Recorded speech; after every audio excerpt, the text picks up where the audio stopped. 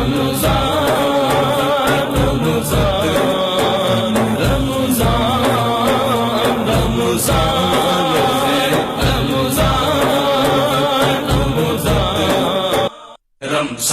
آ گیا، نور رمضان آ گیا، رمضان آ گیا، نور رمضان آ گیا، رمضان نور رمضان، رمضان نور رمضان سے ہمارے ساتھ موجود ہے۔ السلام علیکم۔ جنید بھائی کیسے ہیں آپ؟ السلام علیکم جی۔ وعلیکم السلام۔ جنید بھائی کیسے ہیں آپ؟ اللہ کا بہت شکر ہے، آپ ٹھیک ہیں؟ بس ٹھیک ٹھاک۔ جنید بھائی آپ کا پروگرام بہت اچھا ہوتا ہے اور آپ کے بولنے کا انداز بہت اچھا ہے، بہت شکریہ، جس نے مجھے مجبور کیا ہے کہ میں آپ کو کال کروں۔ چلیں۔ اور ایک سوال مجھے بہت پریشان کر رہا تھا جو میں آپ ہی سے پوچھنا چاہ رہی تھی۔ جی جی۔ میرا سوال یہ ہے کہ بعض دفعہ موضوع کے مطابق یہ ہے منافقت کے، کہ بعض دفعہ ماں باپ اپنی اولاد کے ساتھ منافقت کرتے ہیں۔ مثلاً اگر ایک ماں کے 4 یا 5 بچے ہیں تو وہ کچھ کا حق ادا کر دیتی ہیں، کچھ کا نہیں کرتی وہ، اور یہ بھی نہیں کہتی کہ مجھے بخش دو یا میرے پاس نہیں ہے میں نہیں دے سکتی، اور وہی بچہ ان کے سب سے زیادہ کام بھی آتا ہے۔ بالکل ایسا صحیح۔ تو جو اولاد اپنے ماں باپ سے محبت کرتی ہے تو وہ یہ چاہے گی کہ اگر ہمارے ماں باپ مشکل میں ہیں یا بیماری میں تو اپنے ماں باپ کو بخش دیں۔ بالکل صحیح۔ تو کیا خدا بھی ایسے ماں باپ کو بخشے گا جبکہ انہوں نے اپنا حق ادا نہیں کیا ہوا اولاد کا؟ بڑا پیچیدہ، بڑا حساس، بڑا ریلیونٹ اور بہت دل کو ہلا دینے والا سوال ہے یہ آپ کا۔ جنید بھائی میں اس کرب سے گزر رہی ہوں آج کل، تو اس لیے میں آپ سے یہ پوچھنا چاہتی ہوں کہ کیا واقعی وہ ماں باپ بخشے جائیں گے جو حق ادا نہیں کرتے اپنے اولاد کا؟ میرا خیال ہے اتنا سخت ترین فوزیہ، میں ایک بات بتاؤں آپ، میں ایک بات بتاؤں، دیکھیں میں تو بہرحال میمونہ آپا یہاں تشریف فرمائیں، ہماری سینئر ہیں، صاحب علم ہیں، ان سے انشاءاللہ اس حوالے سے بات کروں گا، کیونکہ ڈائریکٹلی ایک سوال آپ نے مجھ سے کیا ہے، میں اس کا جواب نہیں دوں گا، میں آپ کو ہاں بالکل میمونہ آپا سے پوچھیں گے، لیکن میں اپنے دل کا حال آپ کو ایک بتاؤں، اتنی سخت بات نہ کریں، اپنے ماں باپ کے بارے میں اتنا سخت سوال کرنا کہ کیا ان کی بخشش ہوگی کہ نہیں ہوگی، ان کا دل آپ کے حوالے سے کیا ہو چکا ہے چھوڑ دیں اس بات کو، آپ ذہن میں یہ رکھیں کہ آپ کا اپنا کردار کیا ہونا چاہیے، آپ کا اپنا رویہ کیا ہونا چاہیے، آپ کو کس حد تک ان کی خدمت کرنی ہے، والدین کا درجہ، ان کا رتبہ، بہرحال میمونہ آپا بتلائیں گی کہ وہ کیا ہے، لیکن میں بہت ناقص العقل ہوں، بہت ہی کم علم رکھنے والا آدمی ہوں، میں تو ایک بات جانتا ہوں کہ جس وقت ہم ایک گز کے بھی نہیں تھے اور رات کی ٹھٹرتی ہوئی سردی میں جب ہماری ماں اٹھ کر ہمیں دودھ پلایا کرتی تھی، اس دودھ کا ایک قطرہ جو ہمارے جسم کے اندر گیا تھا، اور اس ٹھٹرتی ہوئی سردی میں جب ہماری والدہ نے ہمارے جسم پر کمبل رکھا ہوگا یا جو اس کے پاس موجود ہوگا وہ اس نے رکھا ہوگا، میں سمجھتا ہوں اس ایک لمحے اور اس ایک دودھ کے قطرے کا ہم حساب نہیں اتار سکتے، کھجا اس کے کہ آج والدین ہمارے درمیان اگر مثال کے طور پر ڈسکریمنیشن کرتے ہیں، چھوڑ دیجئے اس بات کو، اصل بات یہی ہے کہ ہمیں کیا کرنا چاہیے اور ہمارا کردار کیا ہونا چاہیے۔ آپ کیا کہیں گے؟ آپ دیکھیے، آپ کی بات تو اتنی ٹچی ہے، میں سمجھتی ہوں کہ اگر یہ ایک غلطی انہوں نے کی کہ پیسے اس وقت ان کو چاہیے یا مال و دولت، اس کی تقسیم میں غلطی کی، گو کہ یہ چھوٹی غلطی نہیں ہے۔ نہیں، تقسیم میں نہیں، وہ ان کا کہنا یہ تھا کہ خدمت جو ہے وہ تمام لوگوں میں سب سے زیادہ جو کرے وہی سب سے زیادہ دھتکارا جاتا ہے، یہ غلطی کہہ سکتے ہیں، بشری فطری کمزوری کہہ سکتے ہیں، ایسا ہوتا بھی ہے اور ایسا ہوتا ہے جو زیادہ پیستا ہے، نہیں جو اٹیچ ہے اور جس پر ماں باپ کو مان ہوتا ہے۔ جنید، ہوتا کیا ہے کہ جو بچہ بہت قریب ہوتا ہے، جس پر مان ہوتا ہے، ماں باپ اس کو یہ بھی کہہ دیتے ہیں کہ فلاں کو یہ دو، فلاں کو یہ دو، انہیں پتا ہوتا ہے یہ بچہ میرا ہے، ہر حال میں میرے قریب ہے، اس کو میں دھتکاروں گی، یہ تب بھی میں اس کو گالیاں دوں، اس کو دھتکاروں، اس کو ماروں، یہ میرا ہے، یہ میرا ہی ہے، ٹھیک ہے۔ ہو سکتا ہے وہ زیادہ مان میں ایسا کر رہے ہوں اور ہو سکتا ہے کوتاہی بھی ہو رہی ہو۔ منافقت تو نہیں ہے، نہیں ہے، اس کو منافقت کا کہنا غلط ہے، غلط۔ اور اللہ کتنا سخت عذاب دے گا ان کو، یہ بات میرے خیال میں بچوں کے ذہن میں یہ بات نہیں آنی چاہیے۔ والدین کو اگر اولاد کے لیے عذاب ہوا تو وہ صرف 2 ہی صورتیں ہیں۔ ہاں، وہ صورت بتائیں کیا؟ ایک صورت تو یہ ہے کہ انہوں نے اولاد کو پیدا نہیں کیا، یعنی پیدا ہونے جا رہی تھیں تو پیدا نہیں کیا، بالکل ٹھیک ہے، پھر پیدا کر کے عموماً آج جو ہے وہ کنسپٹ ڈیولپ ہوتا جا رہا ہے۔ ایگزیکٹلی۔ دوسرے، تربیت نہیں کی، انہیں چھوڑ دیا، وہ اپنی مرضی سے پلتے رہے، شترے بے مہار رہے، وہ بالکل شترے بے مہار ہو گئے۔ اور ایک حدیث ہے کہ انسان اپنے اعمال اچھے کرتا ہے اور آخرت سے پہلے جنت سے ایک ہاتھ کے فاصلے پہ رہ جاتا ہے اور آخری عمل ایک ایسا کر جاتا ہے کہ جہنمی ہو جاتا جہنم میں ہے. چلا جاتا ہے. بالکل. اور وہ یہ ہے کہ اولاد میں تقسیم جو ہے وراثت کی وہ برابر نہیں کرتا, وصیت کر دیتا ہے یا کسی ایک کو سب کچھ دے دیتا ہے جس سے زیادہ پیار ہو. بالکل ٹھیک ہے. اس کی وجہ سے ان کے اعمال ضائع ہو جاتے ہیں. تو یہ ایک وجہ ہے ان کے عذاب کی. ٹھیک ہے. لیکن میں کہوں کہ اگر آپ کے ماں باپ آپ ننگی آنکھوں سے انہیں گناہ کبیرہ کرتے بھی دیکھ رہے ہوں تو ان کے لیے یہی دونوں لفظ کبھی استعمال مت کیجئے, نہ عذاب کے نہ منافقت کے. میں وہی عرض کر رہا تھا کہ ایسا ہوتا ہے, میں نے خود پریکٹیکلی دیکھا ہے کہ کئی اولادیں ایسی ہیں جو اپنے ماں باپ کی بہت خدمت کر رہی ہوتی ہیں, بیچارے دن رات ایک کر دیتے ہیں, ایون اپنی بیوی اپنے بچوں کے ساتھ جو ہے وہ زیادتی کر دیتے ہیں صرف اپنے ماں باپ کے لیے, اور اسی وقت اس وقت ان کے ماں باپ جو ہیں وہ اس کو کم ویلیو دے رہے ہوتے ہیں, کم حیثیت دے رہے ہوتے ہیں, دوسروں کو زیادہ پیار کرتے ہیں, جبکہ دوسرے جو ہیں وہ کما بھی نہیں رہے ہوتے, خرچہ بھی نہیں اٹھا رہے ہوتے, اور وہ ایک عجیب زندگی گزار رہے ہوتے ہیں. اور دیکھیے جنید, ایسا بھی ہے بعض اوقات کچھ مجبوریاں بھی ہوتی ہیں اور علمی کوتاہیاں بھی ہوتی ہیں. ضروری نہیں ہے کہ سب ماں باپ بہت ویل ایجوکیٹڈ ہوں. لیکن آپ میں تو ایک بات جانتا ہوں کہ جب بات یہاں پہ میرا خیال آدمی ہو جاتی ہے, جب اللہ نے پیروں تلے جنت رکھ دی, جب اللہ نے اٹھے ہوئے ہاتھوں میں کوئی فرق نہیں رکھا دعا کی قبولیت میں, تو پھر انسان جب خدمت کرتا ہے کس لیے کرتا ہے؟ آخرت کے لیے کرتا ہے نا. اس لیے کہ اس دنیا میں اس کو اجر مل جائے. اگر ماں نے اس دنیا میں یا باپ نے دھتکار دیا تو آپ کے اجر میں تو کوئی کمی نہیں آئی. تو آدمی اگر اس بات کو یوں اور برداشت کر لے کہ یہ تکلیف اور میں اللہ کی رضا کے لیے برداشت کر لوں. اور دیکھیے مولانا محمد علی جوہر کی ایک بات ہے, انہوں نے کہا کہ میں کبھی غیبت نہیں کروں گا, غیبت کروں گا تو اپنی ماں کی کروں گا تاکہ میرے نیک اعمال میری ماں کو جائیں. سبحان اللہ, کیا محبت کی انتہا ہے. اور میں ایسا سوچوں نعوذ باللہ, یا کوئی بیٹی یا بیٹا ایسا سوچے کہ میرے ماں باپ کو عذاب ہو, میں کہتی ہوں اپنے سارے اعمال دے کر, اپنا سب کچھ دے کر اس بات کو واپس لے لیا جائے. بالکل ٹھیک بات ہے. سمینہ ہمارے ساتھ کراچی سے موجود ہیں. السلام علیکم. وعلیکم السلام. جنید بھائی کیا حال ہے؟ اللہ کا بہت شکر, آپ ٹھیک ہیں؟ میں بالکل ٹھیک ٹھاک, اللہ کا بہت بڑا احسان ہے.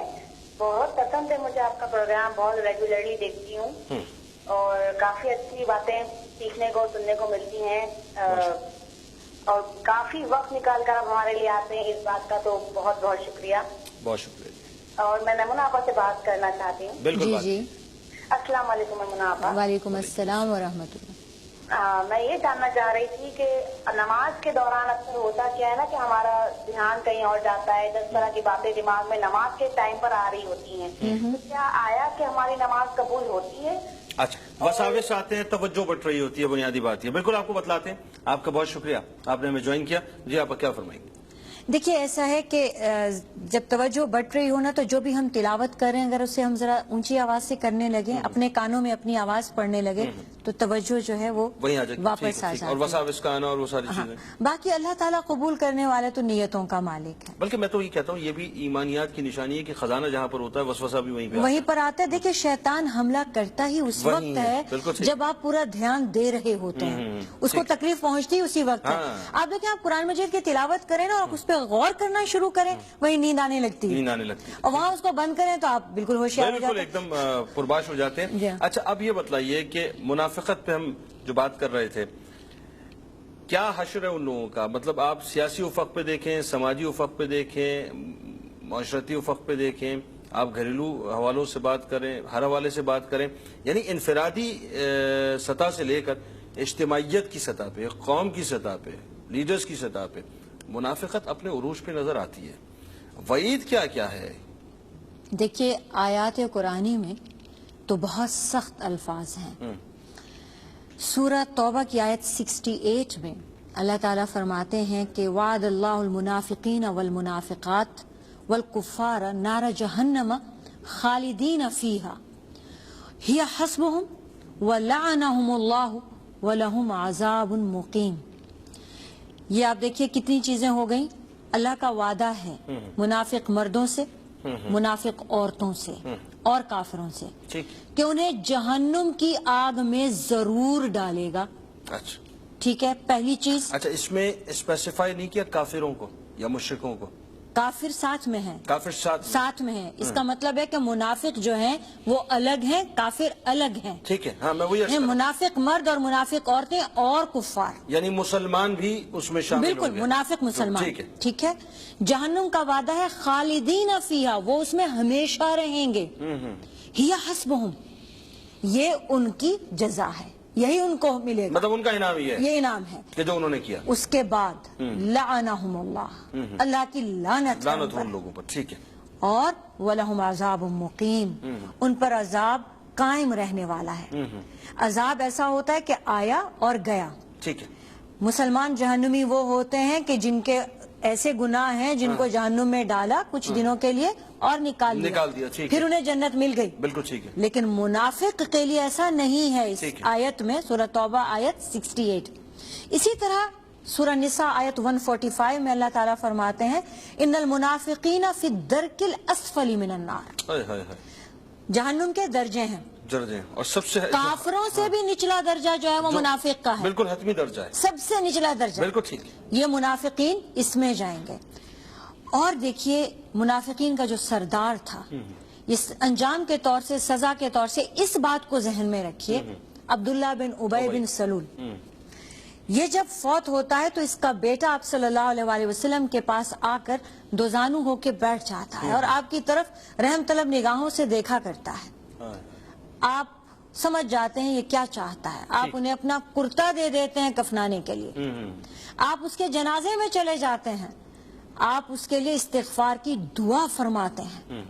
اور سورہ توبہ میں آیت غالباً 80 ہے، استغفر لہم او لا تستغفر لہم او لا تستغفر لہم ان تستغفر لہم 70 مرہ فلن یغفر اللہ لہم. آپ ان کے لیے توبہ کریں نہ کریں، اور اگر آپ ان کے لیے 70 مرتبہ بھی توبہ کریں اللہ تعالیٰ انہیں ہرگز نہیں بخشے گا.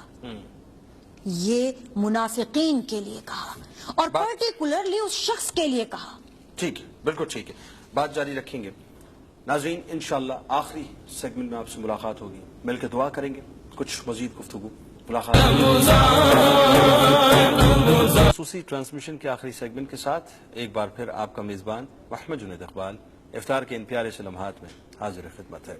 آپ فائنلی منافقت پہ بات ہوئی، منافقین پہ بات ہوئی، بہت طویل موضوع ہے. ایک جملے میں بات بتلائیں، سیاسی سطح پہ، سماجی سطح پہ، معاشرتی سطح پہ لیڈرز ہیں، ہمارے جو بزنس سے ریلیٹڈ لوگ ہیں، عام لوگ ہیں، گھریلو لوگ ہیں، ایک عام انسان ہے، عام مسلمان ہیں، 2-4 جملوں میں بتائیں بات کہ کرنا کیا چاہیے.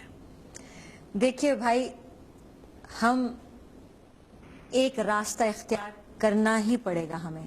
ٹھیک. یا ہم مسلمان ہیں یا نہیں. آئے ہائے، اچھی بات ہے. اگر ہم بیچ میں رہنا چاہتے ہیں، تھوڑے سے مسلمان اور تھوڑے سے کچھ اور، تو وہ کوکٹیل ہو جائیں گے، تو ہم منافق ہو جائیں گے. بہت اچھی بات ہے. سورہ مجادلہ میں آیت 19 میں اللہ تعالیٰ نے فرمایا کہ اولئک حزب الشیطان، یہ شیطان کا گروپ ہے.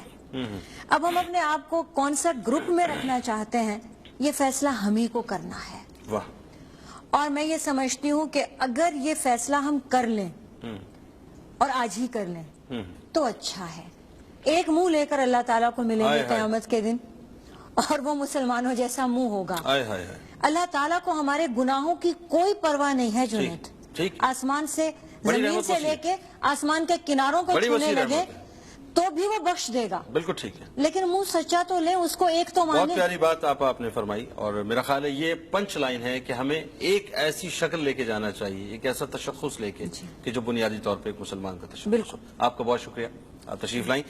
آئیے جناب، پیارے سے لمحات میں جہاں پر ظاہر ہے لاکھوں مسلمانوں کی بخشش ہو رہی ہوتی ہے، مغفرت ہوتی ہے، اللہ تعالی ہم پر بھی اپنا کرم کرے، اور ان دعاؤں کے صدقے جو ہم مانگتے ہیں پتہ نہیں کس کے اٹھے ہوئے ہاتھ ہماری دعاؤں کو مستجاب کرتے ہیں. آئیے مل کے دعا کرتے ہیں کہ اللہ تعالی ہماری دعاؤں کو قبول کرے. الحمدللہ رب العالمین والصلاة والسلام علی سید الانبیاء والمرسلین. جزا اللہ عنا سیدنا و مولانا محمد صلی اللہ تعالی علیہ وسلم ما هو اہلہ. اللہم ربنا آتنا فی الدنیا حسنۃ وفی الآخرۃ حسنۃ وقنا عذاب النار وقنا عذاب القبر وقنا عذاب الحشر وقنا عذاب المیزان اللهم رب اجعلني مقيم الصلاة ومن ذريتي ربنا وتقبل دعاء ربنا اغفر لي ولوالدي وللمؤمنين يوم يقوم الحساب یا ارحم الراحمین یا ارحم الراحمین یا ارحم الراحمین یا ربنا یا ربنا یا ربنا یا ربنا یا قاضی الحاجات یا قاضی الحاجات یا قاضی الحاجات یا حل المشکلات یا حل المشکلات یا حل المشکلات جزا اللہ عنا سیدنا و مولانا محمد صلی اللہ تعالی علیہ وسلم ما ہوا اہلو۔ اے ہمیں ہماری ماؤں سے زیادہ چاہنے والے پروردگار، ہم پر کرم بالائے کرم کرنے والے پروردگار، ہم سب کو رزق پہنچانے والے پروردگار، ہمیں پالنے والے، ہمیں عزت دینے والے، ہمیں شہرت دینے والے پروردگار، ہمیں ماں باپ دینے والے پروردگار، ہمیں آل اولاد دینے والے پروردگار، ہمیں دوست احباب دینے والے پروردگار، ہمیں رشتہ دار دینے والے پروردگار، ہمیں یہ جسم دینے والے پروردگار، ہمیں ذکر کرنے والی زبان دینے والے پروردگار، ہمیں ذکر کرنے والا قلب دینے والے پروردگار، ہمیں شعور رکھنے والا دماغ دینے والے پروردگار، اے پروردگار ہمیں رسول اللہ صلی اللہ علیہ وآلہ وسلم کی دامن شفاعت سے تو نے وابستہ فرمایا۔ تیرا کرم بالائے کرم ہم جیسے گناہگار سیاہکار بدکار بندوں پر رہا، اور آج بھی پروردگار جہاں ہم اپنے آپ کو گناہوں کی دلدل میں مکمل طور پر دھسا چکے، تو ہم پر کرم بالائے کرم کرتا ہی چلا جا رہا ہے۔ اے اللہ تو نے ہمیں صراط مستقیم مکمل طور پہ واضح کر دی، نیکیوں کی شاہراہ مکمل طور پہ واضح کر دی، بدی کے بارے میں مکمل طور پر بتلا دیا۔ اے اللہ تو نے ہمیں یہ بھی بتلا دیا کہ اگر نیکی کرو گے تو میرا قرب پاؤ گے، اور اگر گناہ کرو گے تو جہنم رسید کر دیے جاؤ گے۔ اے الہ العالمین تو نے ہمیں یہ بھی واضح کر دیا کہ اگر میرے کہنے پر چلو گے تو جنت میں داخلہ ہو جائے گا، اور اگر شیطان کی پیروکاری کرو گے تو جہنم رسید کر دیے جاؤ گے۔ اے اللہ تو نے ہمیں یہ بھی بتلا دیا کہ یہ روشنی ہے اور یہ اندھیرا ہے، اب تمہارے ہاتھ میں ہے، جس کو چاہو چن لو، تمہارے اوپر ہے کہ جس کو چاہو انتخاب کر لو۔ بس یہ سوچ لینا کہ آخرت میں جو تمہیں حاصل کرنا ہے اس کی تیاری تمہیں دنیا میں کرنی ہوگی۔ اے الہ العالمین تیرے محبوب صلی اللہ علیہ وآلہ وسلم کا واضح فرمان ہے کہ دنیا میں اس طرح رہو کہ جیسے مسافر رہتے ہیں، اور اپنے آپ کو اہل قبور میں شمار کرو۔ اور اے الہ العالمین تیرے محبوب صلی اللہ علیہ وآلہ وسلم نے اس دنیا کی بے ثباتی کو، اس بکری کے بچے کو دیکھ کر جو کوڑا دان میں پڑا تھا، جس کے اوپر کیڑے مکوڑے رینگ رہے تھے، واضح طور پر فرما دیا کہ اللہ کے نزدیک یہ دنیا اس بکری کے مردار بچے سے زیادہ نہیں ہے، اس سے زیادہ وقت پروردگار کے نزدیک اس دنیا کی نہیں ہے۔ پروردگار عالم، ہم غفلت میں پڑے ہوئے لوگ مکمل طور پہ دنیا کو سب کچھ سمجھ چکے ہیں، کرسی کی خاطر، جاہ و حشمت کی خاطر، طاقت کی خاطر، قوت کی خاطر، مال کی خاطر، دولت کی خاطر، عیش و عشرت کی خاطر، جاہ و حشمت کی خاطر، حسن کی خاطر، عورتوں کی خاطر، اپنے لوازمات کی خاطر، پروردگار ہم نے اس دنیا کے لیے کیا کچھ نہیں کیا، مگر یہ دنیا ہمارے ساتھ وفا نہیں کرتی، ہم اس بات کو جانتے ہیں۔ پروردگار ہمیں اس بات پر کامل یقین کرنے والا بنا دے۔ اے الہ العالمین یہ دنیا ہماری وفادار نہیں ہے، ہمیں کامل یقین عطا فرما دے۔